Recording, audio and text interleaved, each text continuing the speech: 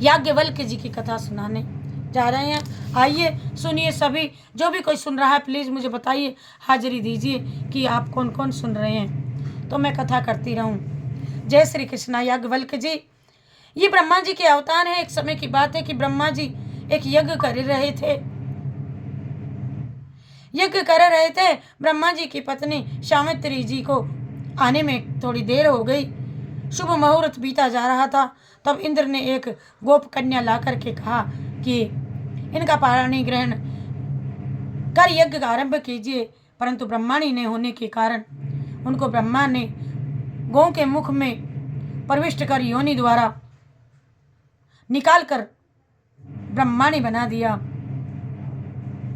क्योंकि ब्राह्मण का और गौ का कुल शास्त्र में एक माना गया है। फिर विधिवत उनका पाणी ग्रहण कर उन्होंने यज्ञारंभ किया। यही गायत्री जी हैं। कुछ देर में सावित्री जी वहां पहुंची और ब्रह्मा के साथ यज्ञ में दूसरी स्त्री को बैठे देख उन्होंने ब्रह्मा जी को श्राप दे दिया कि तुम मनुष्य लोक में जन्म लो और कामी हो जाओ। अपना संबंध ब्रह्मा से तोड़ करके वे तपस्या करने चली गई। कालांतर में ब्रह्मा जी के चारण ऋषि के यहाँ जन्म लिया और वहां इनका नाम याज्ञवल्क हुआ। इनका नाम याज्ञवल्क पड़ा। तरुण होने पर याज्ञवल्क जी ब्रह्मा शाप वशात अनंत कामी हुए, जिससे पिता ने उनको घर से निकाल दिया। पागल सरी के भटकते हुए वे चमत्कार पूर्व शाकल्य ऋषि के यहाँ पहुंचे और वहां उन्होंने वेदाध्ययन किया।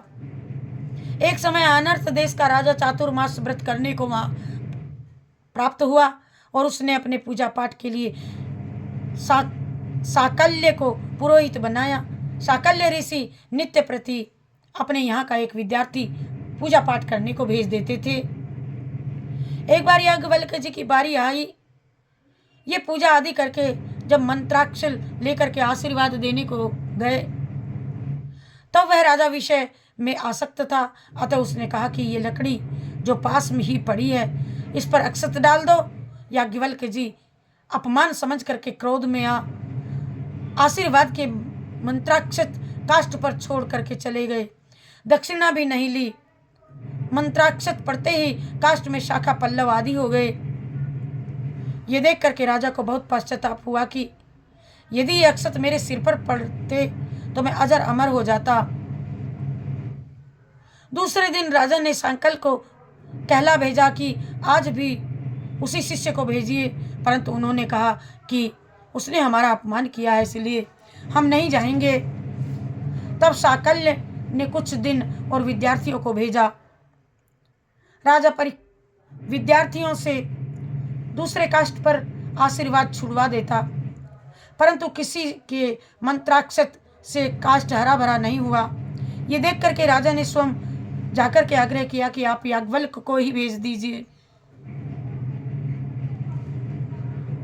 भेजा करें। राजा विद्यार्थियों से दूसरे काष्ठ पर आशीर्वाद छुड़वा देते थे। अब याज्ञवल्क्य को ही चाहते थे, परंतु उन्होंने साफ जवाब दे दिया। साकल्य को इस पर क्रोध आ गया और उन्होंने कहा कि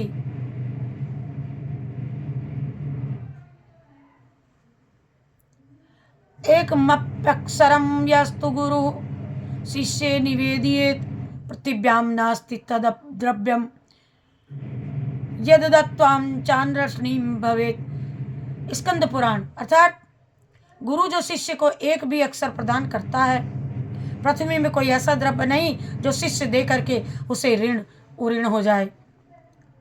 उत्तर में याज्ञवल्क्य जी ने कहा कि गुरोरप्य वलिप्तस्य कार्य मजानता उत्तपते वर्तमानस्य परित्यागो विधीयते। स्कंद पुराण। अर्थात जो गुरु अभिमानी हो, कार्य अकार्य, क्या करना उचित है क्या नहीं को नहीं जानता, तो ऐसा दुराचारी चाहे वह गुरु ही क्यों ना हो उसका परित्याग कर देना चाहिए। तुम हमारे गुरु नहीं, हम तुम्हें छोड़ करके जाते हैं। और यह सुनकर के साकल्य ने अपनी विद्या लौटा देने को कहा और अभिमंत्रित जल दिया। कि इसे पी करके वमन कर दो। याज्ञवल्क्य जी ने वैसा ही किया। अन्न के साथ वह सब विद्या उगल दी। विद्या निकल जाने से मुंडमती हो गए याज्ञवल्क्य जी। तब उन्होंने हटकेश्वर में जाकर के सूर्य की 12 मूर्तियां स्थापित करके सूर्य की उपासना की। बहुत काल बीतने पर सूर्य देव प्रकट हुए और वर मांगने को कहा। याज्ञवल्क्य जी ने प्रार्थना की कि मुझे चारों वेद सांगोपांग पढ़ा दीजिए। सूर्य ने कृपा करके उन्हें वह मंत्र बतलाया जिससे वे सूक्ष्म रूप धारण कर सकें, और कहा कि तुम सूक्ष्म शरीर से मेरे रथ के घोड़े के कान में बैठ जाओ। मेरी कृपा से तुम्हें ताप नहीं लगेगा। मैं वेद पढ़ाऊंगा, तुम बैठे बैठे सुनना। इस प्रकार याज्ञवल्क्य ने सूर्य से सांगोपांग चारों वेद पढ़ा। स्कंद पुराण चारों वेद पढ़ लिए। और श्रीमद् भागवत इनकी कथा इस प्रकार है। याज्ञवल्क्य जी ऋग्वेद संगीता वास्कल मुनि से और वास्कल ने पहल से सुनी। पहल ने श्री व्यासदेव जी से पढ़ी थी। इसी प्रकार यजुर वेद संगीता व्यास जी ने अपने शिष्य वैशंपायन जी से कही। वैशंपायन जी ने याज्ञवल्क्य से कही पढ़ी थी। एक बार वैशंपायन जी को ब्रह्म हत्या लगी। हत्या लगने का प्रसंग इस प्रकार से है कि एक बार समस्त ऋषियों ने किसी विषय के संबंध में विचार करने के लिए सुमेरु पर्वत पर एक सभा करने का निश्चय किया। उसमें यह नियम किया कि जो ऋषि उस सभा में सम्मिलित नहीं होगा उसको 7 दिन के लिए ब्रह्म हत्या लगेगी। उस दिन वैशंपायन जी के पिता श्राद्ध था पिता का, इसीलिए वे अपनी नित्य क्रिया के लिए अंधेरे में ही उठ करके स्नान को जाने लगे। तो एक बालक पर उनका पैर पड़ा और वह बालक मर गया।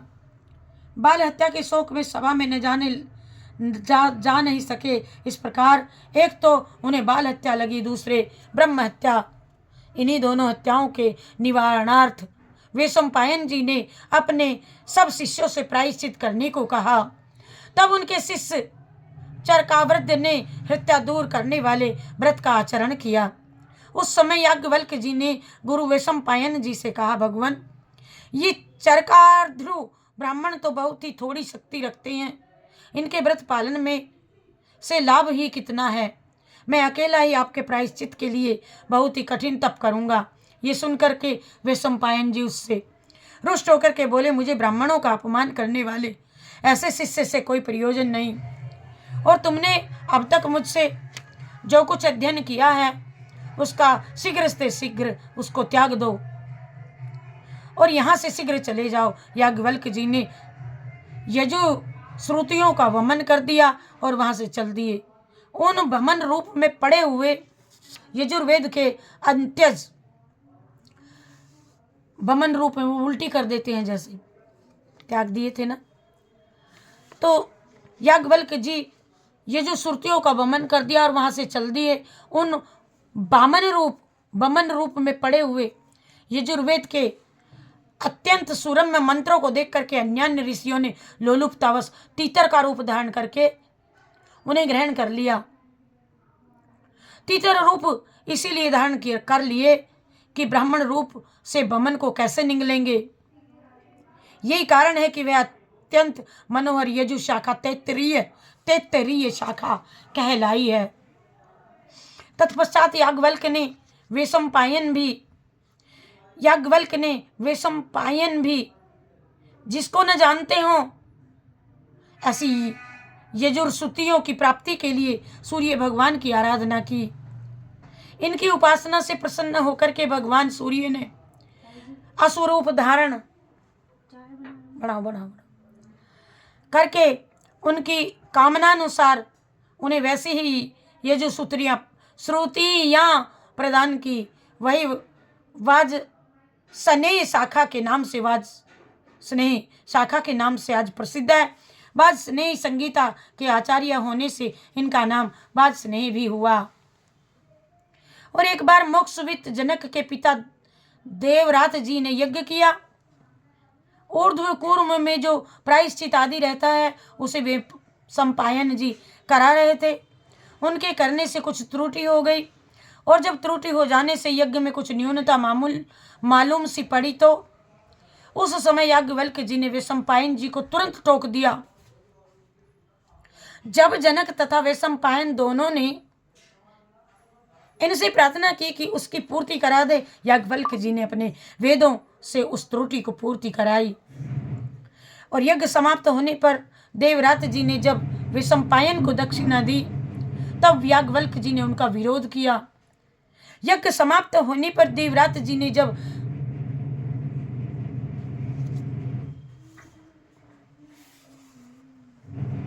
वैशंपायन को दक्षिणा दी, तो तब याज्ञवल्क्य जी ने उनका विरोध किया और कहा कि ये सारी दक्षिणा मुझको मिलनी चाहिए, हमको मिलनी चाहिए, न कि वैशंपायन को, क्योंकि यज्ञ की पूर्ति तो हमने अपने वेदों से कराई है। अंत में महर्षि देवल ने दक्षिणा दोनों में आधी आधी बंटवा दी। याज्ञवल्क्य जी ने उनके कहने से स्वीकार कर लिया। और एक बार देवव्रत जी पुत्र मोक्षवित राजा जनक ने ब्रह्मनिष्ठ ऋषियों का समाज एकत्र किया और 1,000 सवत्सा गोमों को समलंकार करके ये प्रतिज्ञा की कि जो ऋषि धर्मनिष्ठ हो वह हमारे प्रश्नों का उत्तर दे और इन गोयों को ले जाए। सब ऋषि सोचने लगे कि ब्रह्मनिष्ठ तो हम सभी हैं, तब दूसरों का अपमान करके हम में से कोई एक इन गायों को ले जाए, कैसे ले जाए। इतने में याज्ञवल्क्य जी आए और उन्होंने ये कहते हुए कि मैं ब्रह्मनिष्ठ हूँ, अपने शिष्यों को आज्ञा दी कि इन गोयों को आश्रम पर ले जाओ, मैं इनके प्रश्नों का उत्तर दूंगा। इस पर अन्य सब ब्रह्मनिष्ठ ऋषि बिगड़ गए। तब इन्होंने सबको परास्त किया। राजा जनक याज्ञवल्क्य जी के शिष्य हो गए उसी दिन से। तुलसीदास जी ने भी इन्हें परम विवेकी तथा याज्ञवल्क्य के मुनि परम विवेकी गाया है रामायण में। सूर्य भगवान, रामचरितमानस। सूर्य भगवान से समस्त वेद ज्ञान प्राप्त होने के बाद लोग आपस में आपसे बड़े उत्कृष्ट प्रश्न किया करते थे। आपने सूर्य भगवान से शिकायत की, तब उन्होंने वर दिया कि जो कोई तुमसे अति प्रश्न करेगा तथा तुमसे वाद विवाद करके तुम्हारे निश्चित किए यथार्थ सिद्धांत पर भी वितंडावाद करेगा, उसका सिर फट जाएगा। वर्णन आया है कि शाकल्य ऋषि ने याज्ञवल्क्य जी का उपहास किया तो उसका सिर फट गया था। तभी से सब लोग इनसे प्रश्न करने में डरते थे। उन्होंने काकभुसुंडी जी से रामचरितमानस श्रवण किया है और महर्षि भरद्वाज को सुनाया है तथा तेहि सन जाग बलि के पुनि पावा, तिन पुनि भरद्वाज प्रति गावा। तेहि सन जाग बलि के पुनि, तेहि सन जाग पुलि के पुनि पावा, तेहि सन जाग बलि के पुनि गावा। तेहि सन जाग बलि के पुनि पावा, तिन पुनि भरद्वाज प्रति गावा। भरद्वाज के प्रति गाया। और इस प्रकार पृथ्वी पर श्री राम कथा के प्रचार में इनका अत्यंत महत्वपूर्ण योगदान है। तो बोलो भाई जी, आप सबके कैसी कथा लगी? आप भी नित्य प्रति सुना करो। मनुष्य योनि का यही परम धर्म कर्तव्य है। तो भक्त तो सब कहते हैं कि हमें तो मोक्ष की भी वांछा नहीं, हम तो नित्य प्रति भगवान को दर्शन करते हैं। अब कल जो कथा आएगी वह है राज ऋषि निमि और 9 योगीश्वरों की कथा। वैसे इनकी संक्षिप्त रूप से कह चुके हैं, लेकिन बड़ा सारांश अब ये दिया गया है। और नवदा भक्ति के आचार्य परीक्षित जी, सुखदेव जी, श्री प्रहलाद जी और श्री पृथु जी, श्री अक्रूर जी, श्री हनुमान जी और श्री बलि जी और भगवत प्रसाद की महिमा ये कल वर्णन करेंगे भगवान की प्रेरणा से। जय श्री कृष्णा, जय राधे राधे। भगवत प्रसाद के तत्व को जानने वाले सभी श्रेष्ठ भक्तों की कथा कल आएगी।